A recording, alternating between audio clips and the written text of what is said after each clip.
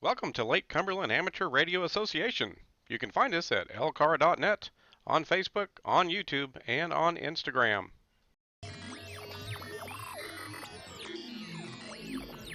If you're enjoying the videos we're producing here at LCARA, please help our club out by hitting that subscribe button.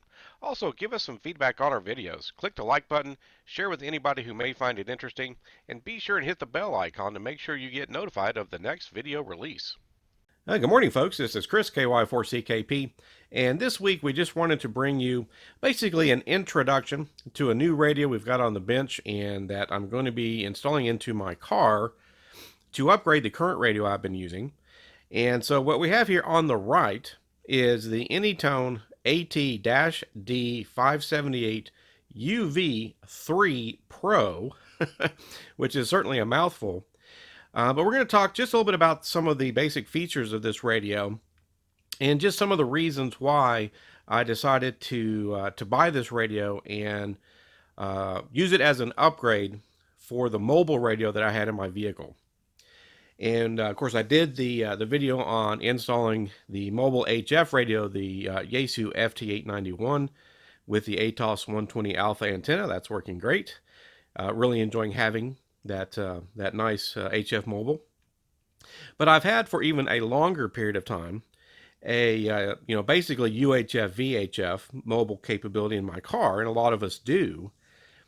But what I had upgraded, and this is in fact the Anytone makes the third mobile radio I've had in my vehicle specifically. But what I've had for a while here on the left, I've had this Btech Bofang Tech. It's a Bofang. It's the 25X4 radio, and it's technically a quad band radio, although one of the bands is used in more of the Asian market specifically. So here in the US, we can be licensed for 3 of the bands. It's a tri-band radio effectively, and of course 2 meters, 1.25 meters, and then of course 70 centimeters. And we don't see as much happening on 1.25 meters today, the 222, or in the old days 220, until they took a couple of the megahertz away from us. But I was kind of intrigued by it, so I wanted to get a radio that could have that capability. So my original mobile radio was a true dual band, 2 meters, 70 centimeters. And I still have it. I just have it sort of in a kit in case I need to deploy in the field or something. So I've had this Bofang Tech in the car for a little while, and it's a decent little radio. It's inexpensive. It's 25 watt. If you look at its version, 25X4, 25 watts, quad band, tri-band here in the US. And we all know about Bofangs and some of the other Chinese radios, not always the greatest quality. The front ends and various things can get overloaded more easily. But it's worked just fine for me. Is it the greatest radio compared to Yaesu and Kenwood and ICOM and those? No, I'm sure it's not. Of course, when it's a third the price, a quarter the price, that can potentially be a fair trade-off. And so I've had that. It's worked fine. Used it for some of the videos we did, the drive-on antenna mount testing video and some of the others. And whenever I'm going down to work with LCARA and the repeaters and things like that, I can get 25, 30, even more out of it, miles, from a repeater with the mag mount antenna, which is a tri-band mag mount antenna on my vehicle. And also in the background, we'll just mention, you can see a couple of handy talkies. Again, a couple of Bofangs. Those are tri-band. Those are tri-band Bofang handy talkies. They do the 1.25 meter band as well. And then I've got the Nagoya NA320 alpha antennas for those, the upgraded antennas, which are also tri-band antennas. So I've got a set of those. So I've had this set up. It's worked fine, but I wanted to at least explore the possibility of an upgrade. I wanted to stay with, and this is part of what the video is about, I wanted to stay with, for my criteria. And my criteria is not going to be the same as potentially anyone else's. But I wanted to stay with a tri-band radio. I just like that. I don't use it very often, but I like having the ability. And, 2 meters could be kind of full or busy. 70 might be kind of busy in a given area. Very few folks are going to use 125. So it can almost, right, it can almost be almost a private band for somebody to use. It's not, of course, it's still public. It's just not used very much. So I just liked having that potential capability. So I wanted to stick with that. Now, because of that particular criteria, that really limited the number of radios that I could consider. I looked at, all the main brands. Most of them have some pretty nice mobile radios. ICOM does, Yaesu does. Really looked at the Yaesu FTDM 400. Brian KY4CKP did a video on that. He has that radio. Several of our club members have that, and I'm sure several of you do too. Great radio, really nice screen. It's a great radio. But when you want to stick with tri-band, unfortunately these days it's just not as popular a band, and so there's just not a whole lot of options. There is a Bofang, a different Bofang actually than this one I have, and there's this 25X4 Bofang. There was one or two others, and then there was the Anytone. And once I had done a little bit of research and thought about things, I decided to try the Anytone. Now, the Anytone, Chinese radio, but they're known to have pretty decent quality. This little Bofang tag, now it's a small radio. We've seen a lot of these variations, not much bigger than your hand. I think it's a fairly decent build quality. It's got some decent heft to the casing and metal casing for heat dissipation and things. I've never had a problem with it overheating or anything. It is nice and small. That is kind of a nice thing about it. But the screen is really pretty decent. We've seen that before in some videos. Now, this Anytone, it is quite a bit bigger. Overall, I would say you could consider this radio to be 2 or 2.5 times maybe the size of the Bofang, but more than 2 times the weight. It feels very high quality in the hand. Very good build quality. The metal casing built-in heatsink, the speaker setup and everything. And we'll see the back end of these here in a minute. So it seems like a very good quality radio. Decent quality audio. Good feature set. The Anytones, the handy talkies, the 678, 878s, good reputation. Several vendors where you can get these. I bought from Bridgecom, and I think I would recommend Bridgecom. They offer U.S. support, and you get some bundles and some educational things when you buy from Bridgecom. So I'd probably buy from them, but you can buy from your vendor of choice, of course. For the 578, though, that we have here, the price was the same no matter where you went. So it wasn't a matter of price whether you looked at, I forget where all it's available, not everywhere maybe. It's a little bit newer on the market, but DX Engineering and some of those others that we're used to, it was all the same price. So I went ahead and went with Bridgecom. Now, again, just quickly on the feature set. First, with the Anytone, it's a 50-watt tri-band radio. So it's a 50-watt tri-band radio. The Bofang Tech is effectively a 25-watt tri-band radio, at least for us here in the U.S. So with the Btech, you can power it through a regular 12-volt accessory connection. In fact, here's the cable for it, sort of the classic T connector for some of the mobiles. Classic 12-volt, and I've never blown a fuse or anything running at 25 watts. The nice thing about that, it's very convenient. You don't even have to necessarily run a wire to the battery of your car or necessarily have a dedicated power supply in the vehicle. Again, less expensive costs, some things like that. Now, with the Anytone, and almost any, once you kind of step up to those 50-watt radios, although it has a T connector on its pigtail power cord, the extension to that ends in just bare wires, like we're kind of used to with a lot of radios. And it's expected you're either going to run it straight to the battery or have a power supply set up in your vehicle. Of course, I haven't installed it in my vehicle yet. That'll be probably an upcoming video as well. Kind of an ongoing series with this radio as far as using it and testing it out a little bit more, and probably using it with the drive-on antenna to compare it with the Bofang. Now, when we did that drive-on antenna test, we were using the Bofang. And it worked fine, and we got a good demonstration of that drive-on antenna and how height affects your ability to communicate. So we'll revisit that from the same location, same distance, with the Anytone once we get that opportunity. So your power requirements are going to be different since you're powering a higher watt unit. Can't necessarily just go through the 12-volt adapter anymore. So that's a little different consideration. And of course, as we just saw, the size. At least half again wider, and again probably 2.5 times the overall size of the Bofang. And it does not, okay, as of the production of this video, does not have a removable or remote faceplate capability. Will that come in a future version? Maybe. It's just not on the market today as of early 2020. I decided not to have that be a deal breaker. The Bowfangs don't have a removable faceplate. Okay, so not a big deal there. Feature set, tri-band. The other thing I was looking for, not only more power, although more power only helps somewhat. 25 watts will usually get you where you need to go for a mobile unit. I mean, I can get 30, 40, 50 miles or more, depending on my antenna setup. But more power, just in case it might push through a little bit better, and we'll kind of see that as we do some testing and some future videos with this unit, see if it seems to make any practical difference.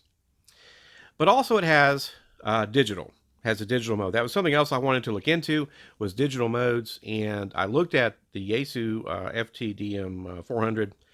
Brian has one of those, some of our members do, and we have Yaesu repeaters for the club, C4FM. I have the FT991 Alpha here at home, which has C4FM. But where I live in Fayette County, there's not as much of that. I think there's a little bit more DMR activity, and especially in the other club I belong to, which is BARS, Bluegrass Area Radio Society. And so I decided to, A, as a contrast, and then B, maybe as a good excuse on getting a hotspot later on that can, cross mode and things, to get some kind of a digital radio, but I wanted it to be, 50 watts or greater and tri-band, and it really limits your options at that point. So DMR basically became the real option here. So this was the main radio that came up. There weren't that many other radios to consider. One or two others. Not the least expensive. The Anytones, again, they're known to have pretty good quality. Maybe they're not quite as good as some of the Japanese radio brands, but they're pretty good quality. They're, I'd say, at the top of the Chinese radios at a minimum. And so it's about $400. Not inexpensive. I mean, you're right up there with some of the other brands in price, or close enough that you could consider any of them. But again, the biggest disappointment for myself was tri-band. Now, it's not the end of the world. I could have gone with another radio, but I had it. I have some handy talkies that can do it, and I wanted to keep it. So again, it just, for me personally, it limited my options. But it seems like a nice radio. When you look at some of these mobiles, and it varies by brand, but if you look at the Bowfang, a decent mic, right? A decent mic. It's got a pretty complete set of buttons. You can do a fair number of features from the mic. No top buttons or anything. Decent quality. Not the best hand mic in the world, but it's worked well for me, and it is backlit. Now, with the Anytone, as with some other radios, it's got a pretty complete hand mic. It does have some up-down buttons on top, and you can get into the menu systems and change your zones, all those good things, change your frequencies and things. Good weight to it, and pretty decent sound quality. It has a speaker in the unit, and it is a speaker mic. You can use one or the other or both. Or, of course, it has a jack for external speaker. So let's take a look at the back of the radios just for a moment. I don't want this video to get too long. It's just a quick introduction on some of the features. So if we look at the back of the Bowfang, pretty standard, right? It's got your main antenna input. It's got a fan, right? Programming, right? It's got a programming jack and a speaker jack. So pretty typical. Decent build quality, I think. It's worked just fine for me. Absolutely no problems. I've used it here at home and use it in the car now for quite a number of months. All right. So you're pretty typical input and output, I think, on that one. Get your programming cable and chirp. You can use chirp and other things to program. It's easy enough to program the Bowfangs and some of those radios. Now, if we take a look at the Anytone, it's similar, but just a little different. Let's just turn it around and see if we can set it down for a minute. And we'll take a look at that. So we have our typical antenna input over here on the side. We can see that. Nice big fan. Nice heavy case. Nice heavy aluminum case set up as a heatsink. But when we look over here on this other side, and it may be a little bit tough to see down in there. Let's come a little closer. Hopefully we can see. We've got an SMA connector in there. That's because with digital and with this radio, you do have GPS. And the unit does ship with a nice accessory, kind of a pack, and it does come with an external GPS with a cable. I mean, you can see the unboxings and see the information. And then on the side, over here, let's turn this around for a second. On the side, under this flap, you have the micro USB for programming. Just a regular micro USB cable, and it ships with a cable that you can use, but I've used regular cables and they work fine too. So it comes with its own programming cable, it comes with software, comes with the GPS, of course the mounting bracket and hardware for that. So it comes with a nice set of accessories really right out off the bat. Now programming, and we did the first video to cover one aspect of programming DMR. DMR, or just digital radio, of really any flavor, is very different. You'll probably have noticed if you've looked at digital at all. You know, Chirp, RT Systems, they don't really get into that much yet. I think they're starting to, maybe with some D-Star or something, but with D-Star and System Fusion and DMR and 25. And first of all, there's a number of different types of digital, and different manufacturers support different capabilities there. And then, of course, we have some hotspots that can cross mode and things. So from a programming standpoint, we're still a little bit in the Wild West for these units. And that's certainly true for the Anytone. The program, the software that comes with it is not bad. It looks vaguely similar to Chirp or RT Systems. I have both of those, and those are nice to use. But it's just not as polished. And you can't do some of the things we're used to doing with them. I hope that it is still under development. The newest version for this radio came out January this year. It's already the third version. And so I know a lot of us are hoping that they will kind of smooth it out, make it a little bit easier. There's just a lot to think about with digital radio of any flavor. And DMR is no different. So this isn't about programming and that stuff. We may try to get into that later, especially if the software matures a little bit. But I just want to compare this. So when you look at these, the big differences, if you were thinking about an upgrade, more power, which may or may not make a practical difference. It really kind of depends, especially on antennas and things. Tri-band. Of course, I'm going from a tri-band to a tri-band.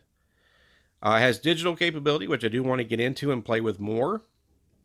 It has GPS for APRS and those kinds of things, and I haven't really looked at those yet, so I may want to take a look at those and see about that. And maybe a little better build quality, maybe a little better front end and some things like that. Further testing is going to hopefully help us figure that out over the coming weeks and months, especially as things eventually start getting a little bit more back to normal compared to how they are right now. So it's not that it's different. You have dual receive and send cross band. It has cross band capability. So it does have independent volume knobs, some channels and effectively memories and things. And you can program these buttons. I'm not trying to go over everything. I mostly just want to go over some of the things I was thinking about as far as why did I want to look at upgrading, especially spending a good chunk of money. Stay tri-band, get into more power, get into digital, and maybe a little higher quality overall unit. Now, again, it's a lot bigger. It doesn't have a remote head, so I'm going to have to rearrange how I've installed things in the vehicle, but that's okay. I think I can get that figured out. So that's pretty much it. I just wanted to go over some of the initial features. Quick look at the units. There's plenty of videos starting to come out on this radio. This will be kind of somewhat of an ongoing series, though. We're going to get it installed in the car. We're going to be using it, retesting the drive-on antenna mount, so we can compare these two units. Might as well, right, since we have an easy opportunity to do that. And probably some other things. So that's going to wrap it up for now. This is Chris KY4CKP, Lake Cumberland Amateur Radio Association, 73.